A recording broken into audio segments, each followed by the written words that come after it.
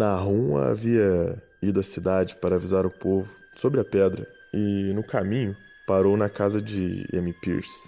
Mas o M tinha então 40 anos e todas as coisas estranhas se fixavam com força na sua mente. Ele e a mulher foram até lá, com os 3 professores da Universidade de Miskatonic, que na manhã seguinte correram a ver o estranho visitante, vindo de algum espaço estelar desconhecido. Perguntavam-se por que no dia anterior Nahum havia dito que a pedra era muito grande. Bom, tinha colhido, disse Nahum, indicando o monte marrom sobre a terra rasgada e o capim queimado, próximo ao poço arcaico na frente do seu jardim.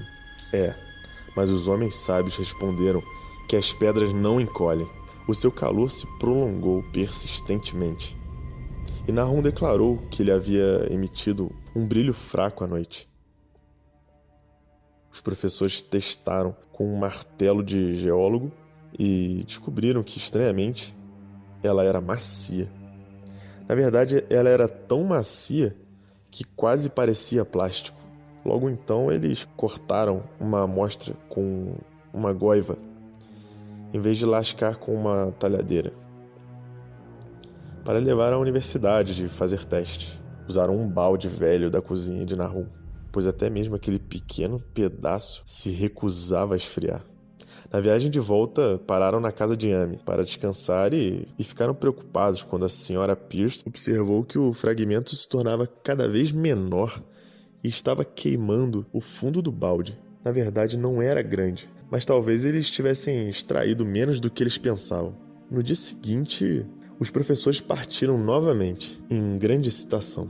Bom, tudo isso aconteceu em junho de 82. Ao passarem pela casa do Amy, contaram a ele coisas estranhas que aconteceram com a amostra, como ela desaparecer completamente, quando a colocaram em uma proveta de vidro.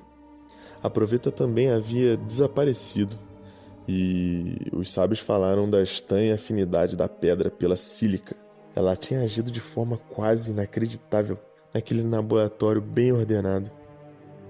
A amostra não reagia e não mostrava os gases oclusos ao ser aquecida no carvão.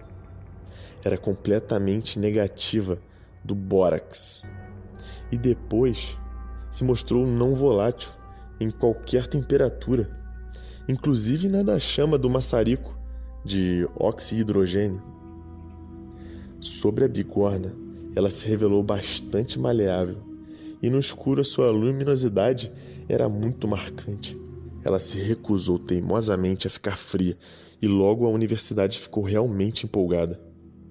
Ao ser aquecida diante do espectroscópio, expôs faixas brilhantes, diferentes de todas as cores conhecidas no espectro normal.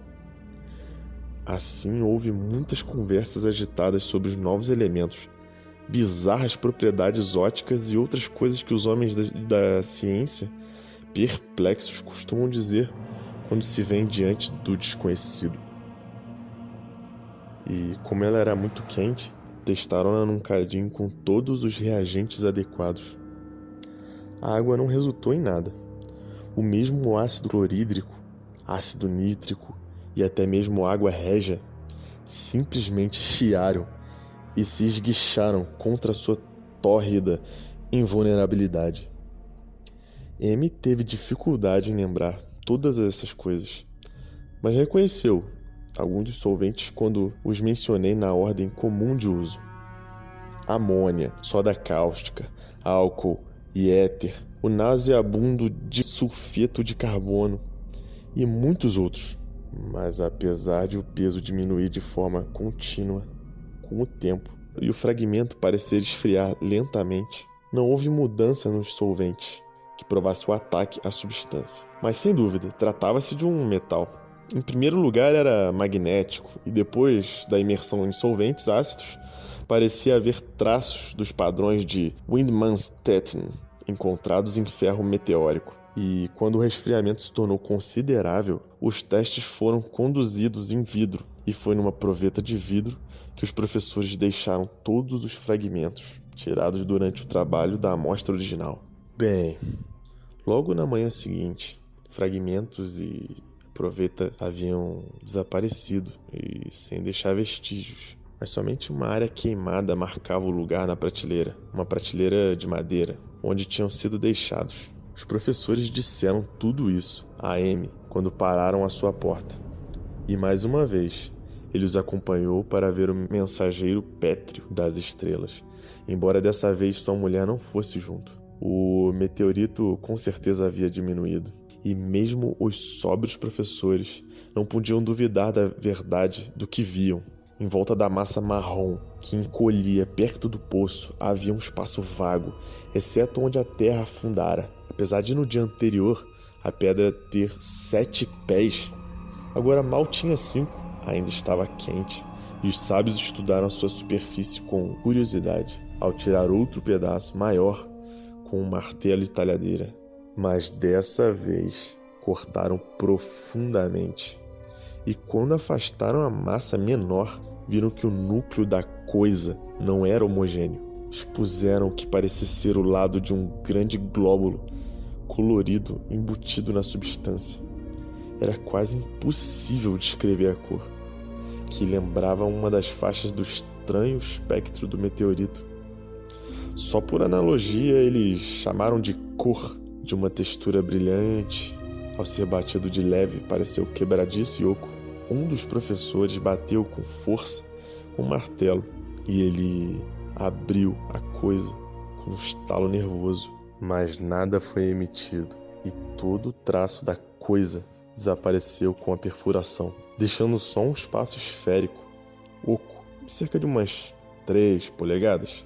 E todos pensaram ser provável que os outros seriam descobertos à medida que a substância externa desaparecesse. Inútil conjecturar assim, após uma tentativa fútil de perfurar para encontrar os outros glóbulos, os pesquisadores partiram novamente com o novo espécime, que no laboratório se mostrou tão desconcertante quanto o seu predecessor.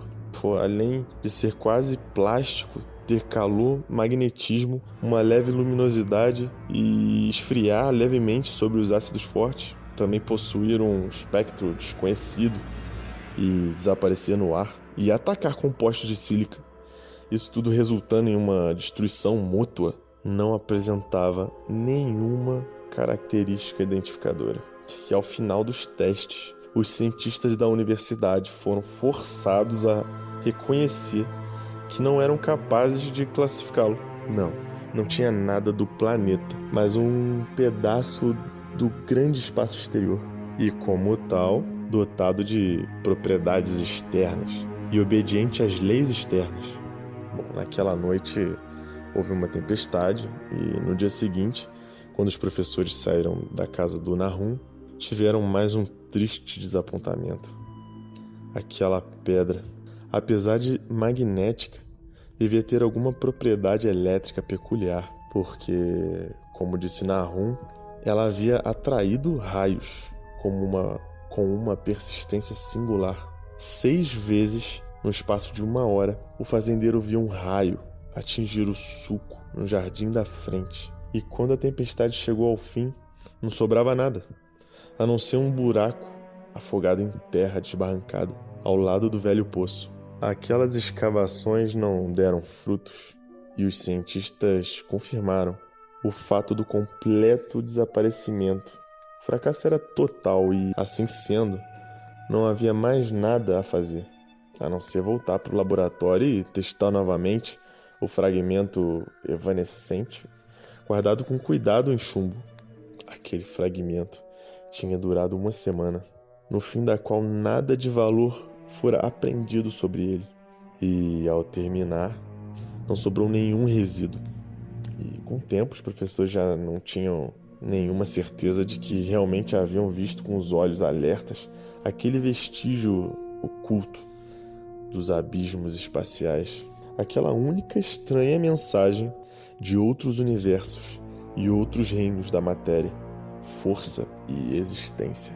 Bom, como bem de costume, era natural que os jornais de Arkham explorassem o incidente com patrocínio universitário e enviaram repórteres para entrevistar Nahum Gardner e sua família. E pelo menos um diário de Boston também enviou um escritor. e Nahum se tornou rapidamente uma espécie de celebridade local.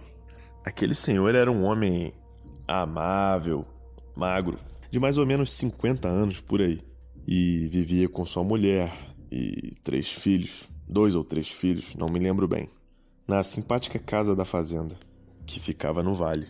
Ele e Amy, bem como as suas mulheres, se visitavam com uma frequência, e depois de todos aqueles anos, Amy só tinha para ele palavras elogiosas. Nas semanas que se seguiram, ele parecia levemente orgulhoso pela atenção que sua fazenda atraía. E sempre falava do meteorito. Os meses de julho e agosto e os seguintes foram quentes. E Nahum trabalhou duro na colheita de feno, no seu pasto, do outro lado do regato Chapman. Seu carro barulhento cortava fundos sulcos nas faixas sombreadas. O trabalho o cansava mais do que nos outros anos. E ele sentia que a idade começava a pesar sobre ele. Logo chegou, então, o tempo das frutas e da colheita. Peras, maçãs, amadureciam devagar. E Nahum jurou que os outros pomares prosperavam como nunca antes. As frutas cresciam até alcançar um tamanho fenomenal e um brilho raro. E com tal abundância que ele teve que comprar barricas extras para guardar a colheita futura. Mas com o amadurecimento veio o amargo desapontamento também, pois toda aquela linda produção tinha doçura ilusória. Nenhum único item era bom para comer. Tinha um gosto péssimo. No sabor delicioso das peras e maçãs surgiu um amargor secreto e nauseante, de maneira que mesmo uma leve mordida induzia a uma aversão duradoura. O mesmo se deu com os melões e tomates. E Nahum viu, amargurado, que toda a sua colheita estava totalmente perdida. Ligando rapidamente os acontecimentos, declarou que o meteorito tinha envenenado o solo e agradeceu aos céus por maior parte das outras culturas estarem num território mais alto, junto à estrada. O inverno chegou cedo e foi muito frio. Amy via Nahum cada vez mais raramente também, e observou que ele começava a parecer um tanto preocupado. O restante da sua família também parecia mais taciturno e vagaroso. As ideias, a igreja ou vários eventos sociais da região ficaram mais esparsas.